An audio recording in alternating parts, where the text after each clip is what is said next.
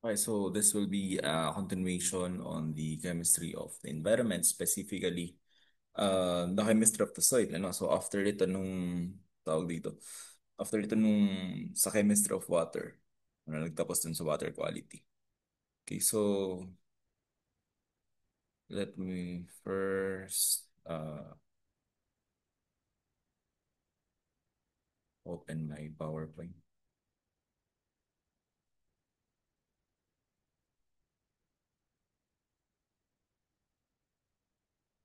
Okay, so let's talk now about a soil chemistry. So soil chemistry is a branch of soil science that deals with the chemical composition, chemical reaction, and chemical properties of the soil. So this includes the chemicals, or rather the elements that the plants absorb. No, different elements has different purposes and different effects in terms of their tawag dito, in terms of their responses, in terms of the plant's response to its deficiency, its toxicity, and the like. So those are included in the chemical composition ng soils, no? Included din dito yung chemical reactions, so different pH produces different uh, reactions in the soil and chemical properties in and then we also have the chemical properties in soils. So abiotic phase of the soil includes the solids, liquids, and gases. So specifically, or rather to simplify, abiotic phases are the phase of the soil wherein this includes the non-living things, while the biotic phase consists of living organisms. So specific dun sa biotic phase, andyan yung mga organic matter and inorganic minerals, andyan din yung mga soil water as well as the soil air. No? Kasi yung alam natin that soil has water and air na nandun sa mga spaces niya dun sa ilalim. Soil therefore is a dynamic living system in which ions and molecules constantly may move from one phase to the other while interacting with each other. So nagkakaroon ng interchanging elements, no? Nagpapalitan ng elements yung mga phases doon sa soil. Okay? Soil chemical properties are based on the concentration and or proportion of dissolved species in soil water and or in the ion exchange uh, complex. Pasara na lang dyan, brother. So these are the soil components. You have the inorganic components as well as the organic components. Again, inorganic and organic components are both abiotic components or abiotic phase of the soil. If you go back here, andito yung sa solids, organic matter, and inorganic minerals. Okay? So although yung some of the organic components came from living beings, it is already considered as abiotic component or non-living components. So these are the inorganic components. We have the sand, silt, and clay. So these are the mineral particles that are in the soil. No, same with the organic components. So the organic components are now the decomposed material or what we call humus that are used by plants for their uh, for their metabolism and for their growth. Okay.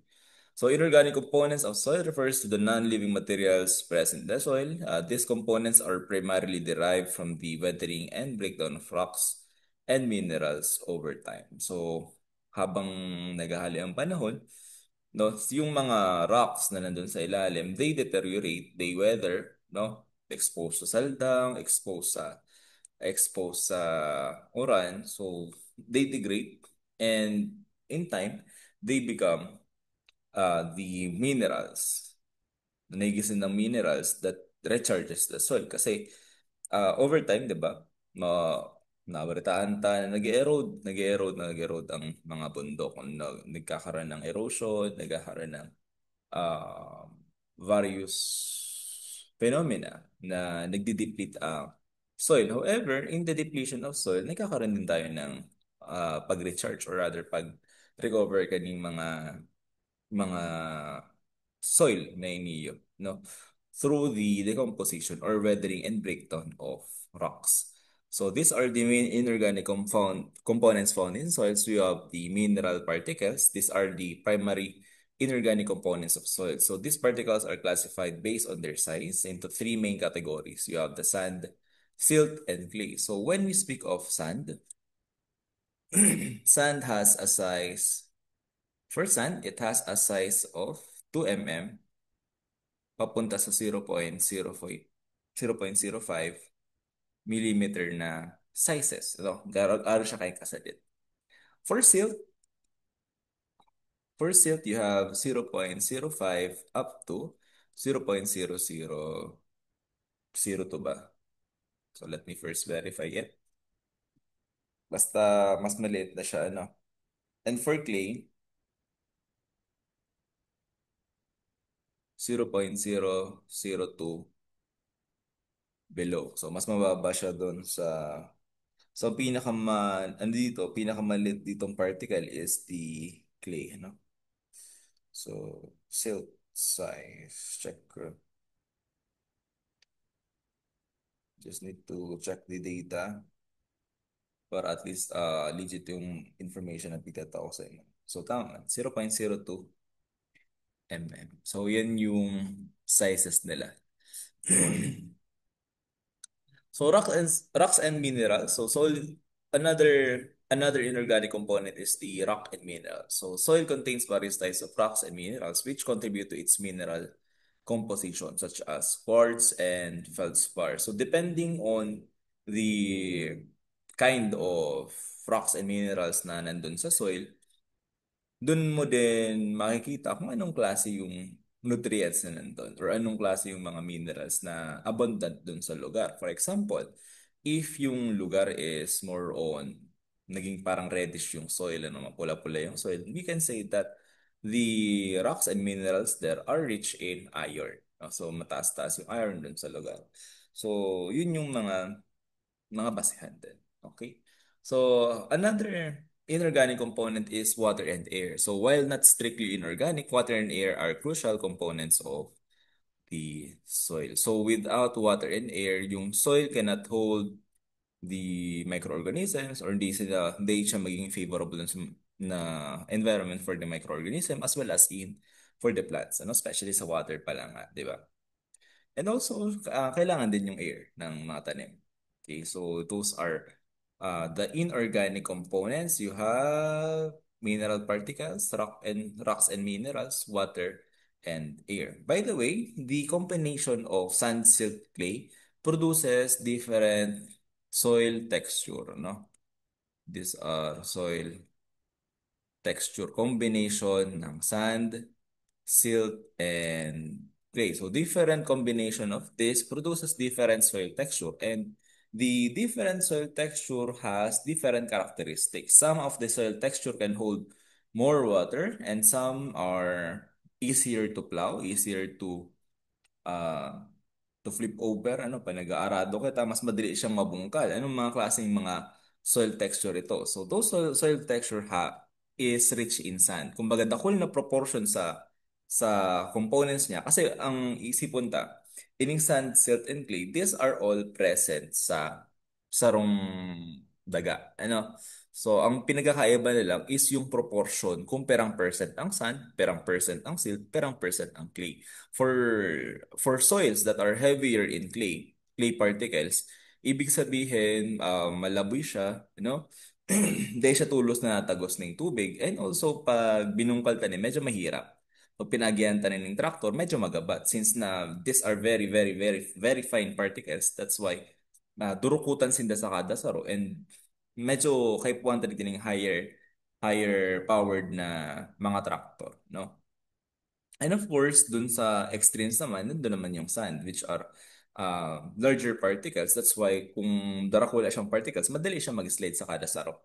No? So, ang nangyayari, uh, mas madali siyang mabungkal. Pero, ang in contrast, ay ang tawag dito, ang negative man sa iya, di siya makulding gayang tubig. No? Madali magtagos sa iya ang tubig. Pag uran sa iya, lusot man tulos ang tubig, pa duman na sa ilang daga. So, yan yung mga soil texture. So, further discussion sa soil texture will be uh, for agrometeorology siguro or hydrology as well as soil science subjects din daw. So, pahapyaw lang yan. So, the organic components naman, sabi dito, the organic components of soil refers to the living and decaying organism as well as their byproducts that contribute to the fertility and the structure of the soil. So these are some key organic components found in soil. We have the humus.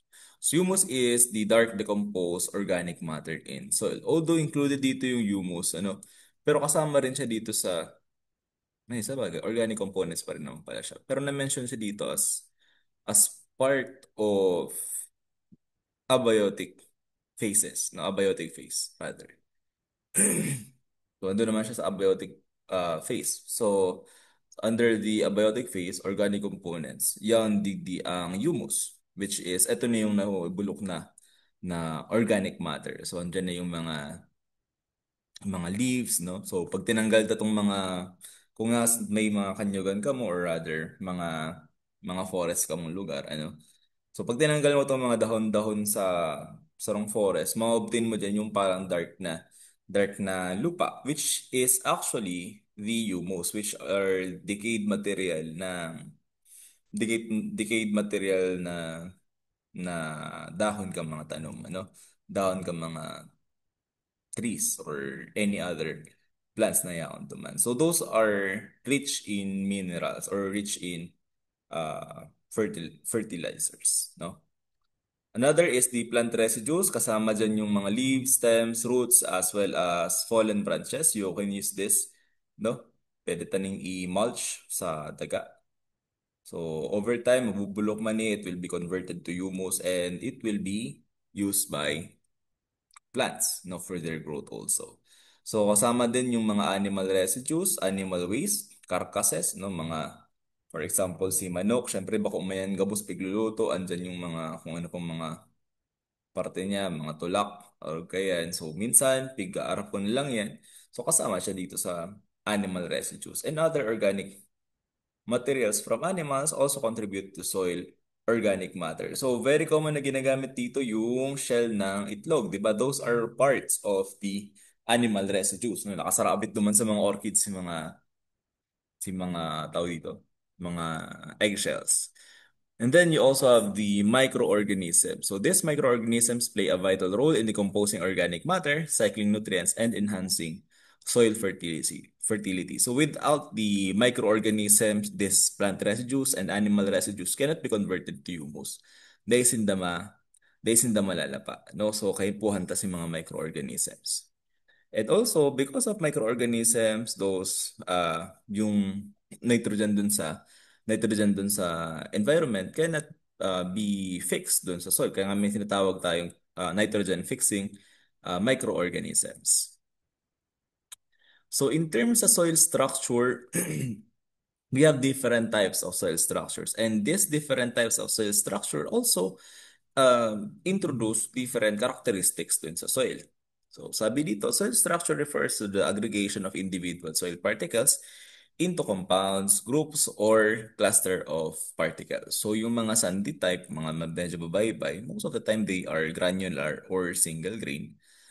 Oh, so pero pwede rin siyang mag-combine to other uh, mineral particles, no, to form different types of soil structure. So iba yung soil texture dito sa soil structure. Soil texture is the proportion of sand, silt, clay sa sarong soil sample. While the soil structure is the arrangement of the particles. No? Anong klase ang pakaka-arrange siya duman sa sarong soil sample. So sa soil science nindo, makaralot ka mo kaya ano, hilingon nindo kung anong klase ang pagkaka-arrange kang mga soil particles tuman sa soil. Okay, so minsan may siyang crumbly, platy, prismatic. We also have massive, columnar, blocky, as well as single grain. So dito,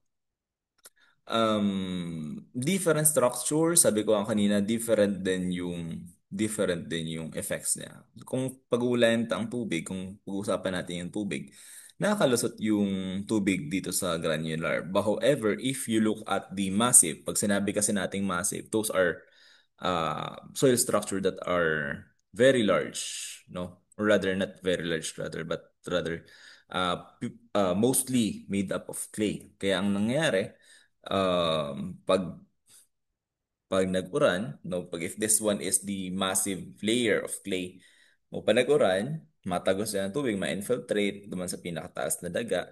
Pero pag abot niya duman sa massive layer, di siya makakatagos. And this creates an isolation, no, nagkakagawa ng isolation duman sa tubig na yan sa Erarong. So if you have massive soil there, no, massive na puro, halos purong clay. So panag-uran, let's say these are other soil particles. Panag-uran, ma-infiltrate si tubig digdi. However, because of this massive clay na yan di sa ilalim, di siya makatagos direkta, no?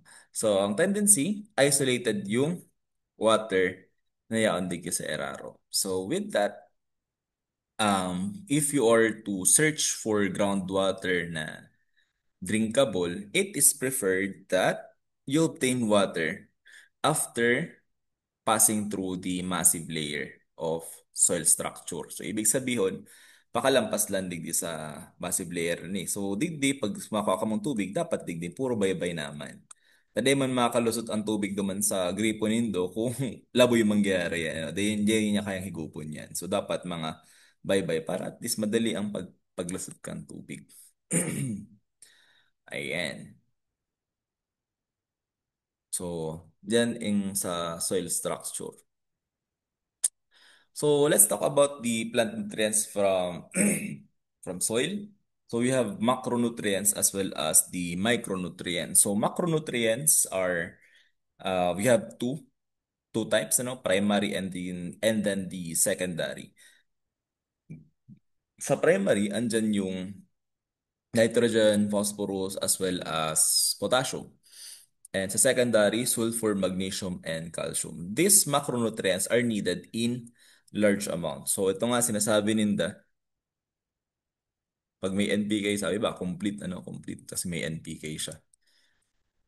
Ah, ayan. Pero kailangan din tong mga to, sulfur, magnesium, and calcium. So minsan din lang talaga siya masyadong tatao siguro very abundant man kaya siya sa nature, or I don't know. O, minsan bigyan siya mag-aaral kung anong kulang. And then, ito naman, micronutrients. These are also needed by plants. However, these are needed in small amounts. So, hindi siya yung binobomba mong amount, no? Pero, syempre, ang sa kung yan, dapat araman mo kung anong deficient duman sa daga bago mo siya tawanin kung ano pa man na fertilizer. But most of the time, ito lang naman yung minibigay, mga NPK, no? Kasi these are consumed and ma-observe natin yung epekto sa plant kung kulang yung mga to. So, macronutrients and micronutrients. Sabi ko nga natin, macronutrients are required by plants in large quantities, while micronutrients are needed in small amounts. And these nutrients are vital for plant growth and development. So, different macro and micronutrients produces different effects on the plants. Some of the macronutrients that are present can make the plants rigid, no? Mas pusog, no, may vigor, or some macronutrients produces greener leaves, no? Mga arog kaya they promote better photosynthesis. So depende kung anong klase ang tawag dito ang nutrients na yaon, no. So ayan. In terms naman sa soil pH, so sabi nga natin pH is the measure of how many hydrogen ions are there in the solution. However, there are also hydrogen ions in the soil. So this measures also the soil pH. So soil pH refers to the measure of acidity or alkalinity of soil. It is a vital property of soil that affects the availability and uptake of essential nutrients by plants. So some of the problems nowadays are nagiging ng acidic daw yung soil. No, kasi na bobomba ng mga inorganic fertilizers. So um, Minsan nangyayari talaga kasi so wag sobrang naman ng fertilizer. Siyempre, we have those fertilizers has hydrogen ions na pwedeng makapagpababa pa ng pH causing the soil to be acidic. And pag acidic na yung soil, iba-iba rin yung epekto. No, soil pH is determined by the concentration. Yeah, nabasa na natin to. Alam na natin to. That is dependent on the hydrogen ions. And acidic soils have higher concentrations of H plus ions or hydrogen ions, while alkaline soils have higher concentration of hydroxyl ions. Ay, negative pala, no? Na drawing ko last time parang positive yung nandito. But it should be negative. Okay. So pH and nutrients. So how does pH affects the availability of nutrients? So sabi dito, soil pH plays a crucial role in the availability and uptake of nutrients by plants. It affects the chemical reaction and transformation that occurs in the soil, which in turn influence nutrient availability. Here's how pH affects the availability of different nutrients. So first, let's talk about the macronutrients, NPK, or nitrogen, phosphorus, and potassium. For nitrogen and phosphorus, they are higher, mas mataas sila pag medyo acidic yung soil, while they are uh, less available pag alkaline yung soil. Ang potassium naman, hindi siya masyadong apektado kung pH. However, in extreme cases for a very alkaline or very acidic na soil, ang nangyayari is nababawasan yung absorptibility kang kang potassium. Ano, di siya masyadong nang i-intake na kang plants kung masyado ng acidic or masyadong basic or masyadong alkaline yung soil. In terms of the micronutrients, iron and manganese, ang kailangan niya din is acidic. Pag alkaline condition can lead to their precipitation. Ibig sabihin, garo-araw ko ito nangyari duman sa boiled, sa temporary hardness, if you recall, no? Nagkakay ko ning pagtiripon ganing materials na ni or kaning mga elements na ni duman sa ilarom. So, pag araw ka to, very condensed na siya, di naman siya uptake kaning mga tanong no, na pakababa na siya sa pinakailarom siguro na dadarakan tubig, etc. So we also have zinc and copper and boron wherein sabi dito, these micronutrients are more available in acidic soils also. Alkaline conditions can cause their fixation or precipitation, rendering them less accessible to plants. So kung iisipon ta, most of the nutrients are available sa sa soil that has low pH, kumbaga acidic na soil. So ito yung parang tawag dito, mga bar kang nutrient availability that is dependent on acids, no? Or that dependent on pH. So di, nahihiling ta phosphorus, epekto kang phosphorus, ay epekto kang pH sa phosphorus. Ito yung availability niya. So kung ma-observe natin to, mas marami-rami talaga pag very, very slightly acidic yung soil, no? Or slightly acidic, medyo dakol-dakol pa man siya. Yan siya digi somewhere boundary sa digi sa part ni abot digti sa yan digti. Nadakol siya dyan. Pero ay para dakol-dakol talaga digti ka sa portion na no? Sa portion ni kalahati nitong very slightly acidic tapos slightly acidic. Okay? Ay, nabak ko. Sorry. Okay, so let's proceed. pH is a measure of acidity or alkalinity. So, depende sa kung ano ang pH, masabi ito kung acidic or basic or alkaline yung soil. Then, because of alteration sa pH, nagkakaroon din ng toxicity. Ibig sabihin, yung other elements at low acidity, or rather, pag high acidity ang soil, nagiging na siyang toxic sa plants. Same with alkalinity. Pag halangkaw ng alkalinity ng soil, yung ibang elements can be toxic na dun sa plants.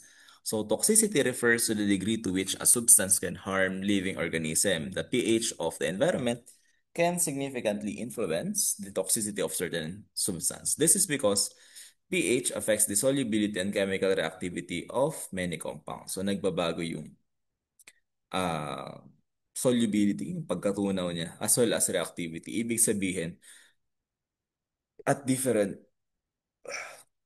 at different at different pH, some of these elements can react with other substances na nandun sa soil, nakadepende rin sa pH. So an example of pH and toxicity can be seen in the case of freshwater ecosystem and the effect of acid rain. So acid rain is rainwater with low pH, typically below 5.6 due to the presence of acidic pollutants in the atmosphere such as sulfur dioxide and nitrogen oxide. So because of acid rain, nagkakaroon ng pagbaba ng pH and it will affect the roots of the plants, no? Kung ma-imagine mo na lang, uh, imagine the effect na pag nag-ula ka ng suka sa sarong tanom, no? Siguro magagalan-baga ang tanom. So, yun yung extreme example. So, in less amount of that acid can also cause damage, kung pwede siyang mag-cause ng damage din sa plant. So, some of this, ito na yung sinasabi nating toxicity. At pH that is lower than 5.5, nagiging ng toxic yung aluminum, as well as hydrogen and manganese, magnesium. Hindi ko alam.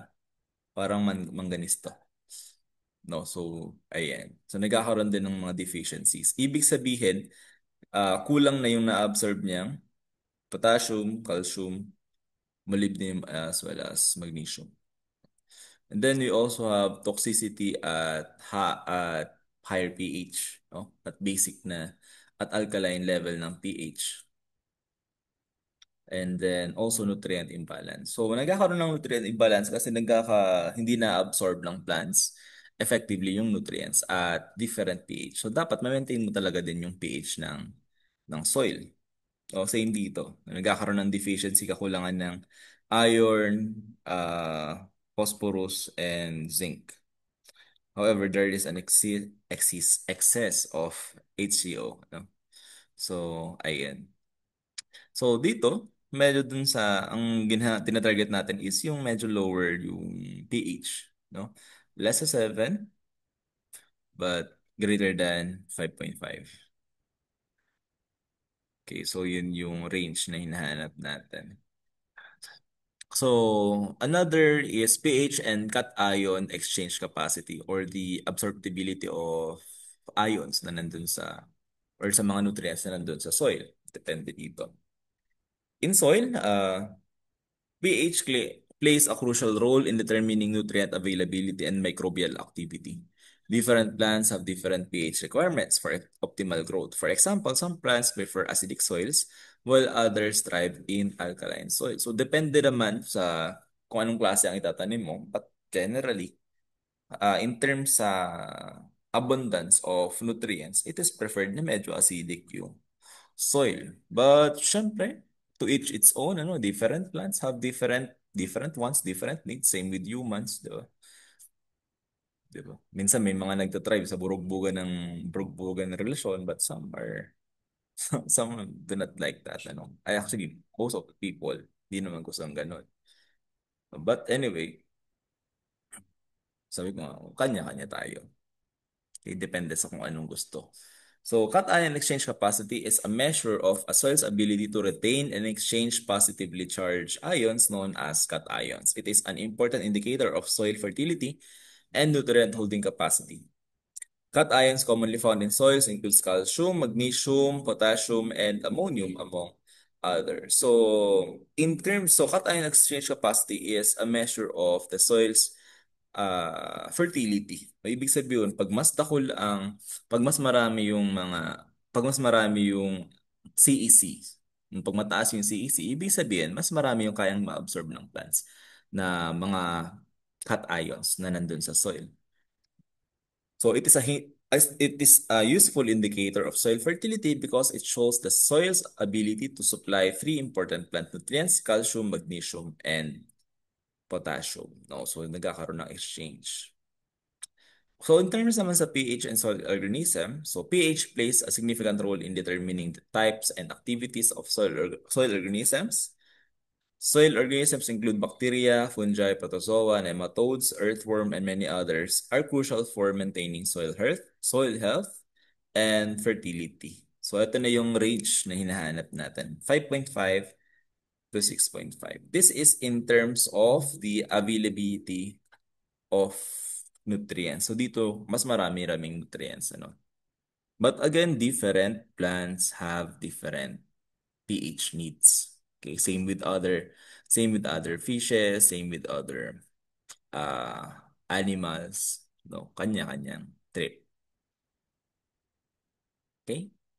Then you also have soil acidity. Okay, so alam na naman natin to, no? Kasi most of the time halos yung pH pa lang pinag-uusapan natin, it contributes to, it is related to soil acidity. So acidity in soil is primarily caused by the presence of hydrogen ions. So pH scales, okay. So dito yung target natin, the slightly acidic to neutral soil. So which is ideal soil condition for most plants. Okay? So these are now, pakibasa na lang to, anong epekto ng acidic soil as well as the alkaline soils. So that ends our lecture sa chemistry of the environment with soil acidity as the ending topic. So with that, I hope pinanood nyo to. So sana pinanood nyo and you learn something from this lecture. Um, ano ba ba?